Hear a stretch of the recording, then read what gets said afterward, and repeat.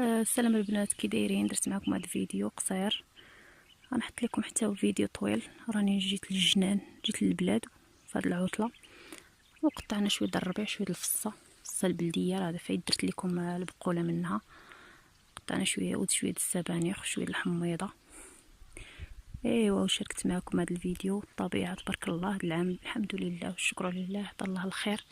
كاين الربيع، كاين الماء، الحمد لله والشكر لله. ايوا هادشي اللي كاين. نقطعوا الفصه، امي كتقطع ليا شويه الفصه بقوله، الفصه البلديه. كي قلت لكم راه عندي فيديو كيفاش ديروا البقوله بالفصه.